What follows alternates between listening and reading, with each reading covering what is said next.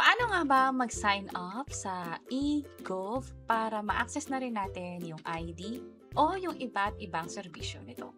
By the way, kung first time mo sa channel na to and gusto mo pa ng mga online tutorial videos katulad nito, please click the subscribe button. Para makapag-sign up sa eGov, pumunta sa Play Store or sa App Store or kung saan kayo nag-download ng apps. Search natin yung eGov, katulad nito, eGov PH, from DICTE government siya, install lang. At hintayin natin na ma-fully download at install, click na natin yung open. Mula dito, pwede nang i-click itong sign up at i-provide yung mga information na hihingin. Bali in this video, dalawang step. Una, registration. Pangalawa ay verification. Sa registration, hindi ka muna hihinga ng selfie or ng ID. Sa verification naman, ang na-encounter ko ay selfie yung ni-require. Pero sa inyo, kung hinihingan kayo ng ID, mag-provide na lang din ng valid ID. So from here, register muna tayo. I-provide yung first name, middle name, last name, maging yung email address katulad nito. Kung merong suffix katulad ng junior, senior, ilagay na lang sa part na to. Tap natin yung create new account. At dahil nag-provide tayo ng email, kailangan malaman ng system na na-access nyo nga yung email na yon. So, kailangan nyo i-check yung 6-digit code, which is ito yon, at siyang i-enter dito. Tap natin yung done. And then, proceed tayo sa next step, which is yung pag-enter naman ng cellphone number. So, dito, ang requirement ay dapat meron kayong valid email address at meron din kayong active na phone number kasi mag-send din yun ng OTP. So, na-receive ko na yung text, which is ito siya. Enter natin siya. From here, mag-set na tayo ng MPIN.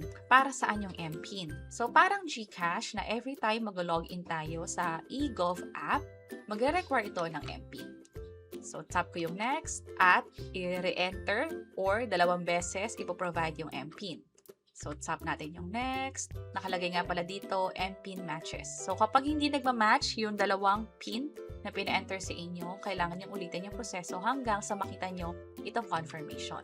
Tap natin yung next. Finally, congratulations, you have successfully created your account. So, meron na tayong account, pero kailangan pa nating i-verify. Enable notification. Sa akin, hindi ko na siya i-enable. Pero sa inyo, let's say merong update, manonotify sa phone nyo yon. Pero sa akin, off ko na lang or leave this off and then continue. At ito na yung app ng eGov.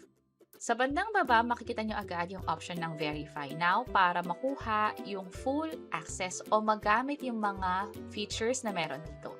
Kapag hindi mo to verify, kapag itatry mong i-access yung mga buttons dito, makakakuha ka ng Verify Your Account na warning. Halimbawa, e-travel, ito yung makikita mo, o kaya naman yung PhilHealth, yung Pag-ibig, yung sa LTO. Ganon din, hindi siya ma-access hanggat hindi na-verify. So, click na natin itong Verify Now. Also, kung nasa homepage kayo, kung sakaling na-dismiss nyo siya or na-close nyo siya, let's say later nyo pa siya gagawin, click nyo na lang itong bilog na Verify. And 3 steps yung pagdadaanan. Sa una, hihingin naman yung citizenship, yung first name or yung complete name is na-provide na natin kanina. So, birthday na lang yung kailangan i-provide. And then, male or female ba? Click next. Current address or saan nakatira.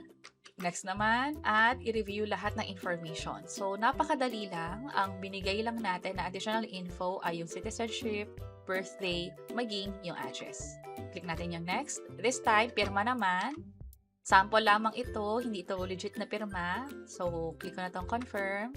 This time, selfie. Katulad ng sabi natin kanina, kung hihingan kayo ng ID, almost same din naman yung proseso. Kailangan nyo lang i-tap itong launch camera and then pwede nyo nang i-allow while using the app or only this time. Sa akin, only this time. And then, dito na yung selfie. Kung mapapansin nyo, merong instruction sa bandang taas kung ano yung dapat gawin. Kung kailangan bang pumikit or kumurap or kailangan bang ilayo o ilapit yung camera or tumingin sideways. Kapag okay na, pwede nyo i-double check kung gusto nyo yan. Kapag gusto nyo na i-retake or ulitin yung pag-selfie, click nyo lang tong retake photo. Kapag wala namang problema, click tong yes, I'm happy. And congratulations, you have successfully upgraded your account. So, click itong OK. Try natin. Tap ko tong digital ID. At ang pinaka nangyari ay bigla ko na-access yung details ko na rin sa PhilHealth. Maging yung sa NBI clearance, although expired siya, pero na-retrieve pa rin sa record. At nakalagay dito ay verified nga siya. May na-receive din akong text na hindi naman ako nagre-request pero as soon as mag-sign up ako sa eGovPH, biglang na-generate yung NBI clearance ko. So sa inyo, baka may iba pang ma-generate na ID ninyo or mga documents patungkol sa inyo, katulad nga ng PhilHealth at NBI clearance sa case ko.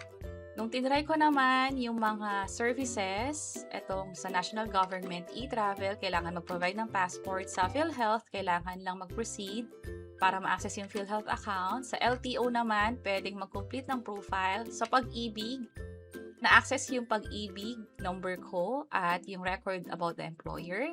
So, nakalink siya successfully.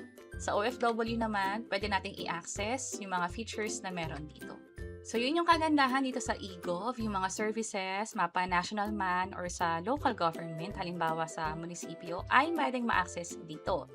Ang kagandahan din yan ay may mga pwede pa tayong paggamitan ng eGov. Halimbawa sa NBI, from here pwede ka na makapag-process at meron tayong hiwalay na tutorial video tungkol dyan.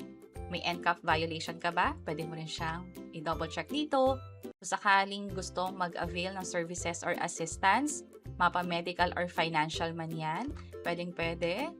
Kung may reklamo, kung gusto mong mag-report, pwede rin dito. Pag-apply ng PSAE certificates, pwede rin ma-process via eGov.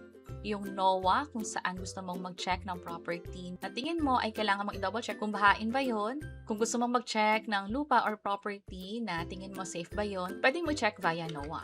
Meron din yung pag-check ng panahon through Pag-asa Panahon. And yung mga laboratory consulta, pwede rin natin siyang i-double check mula dito.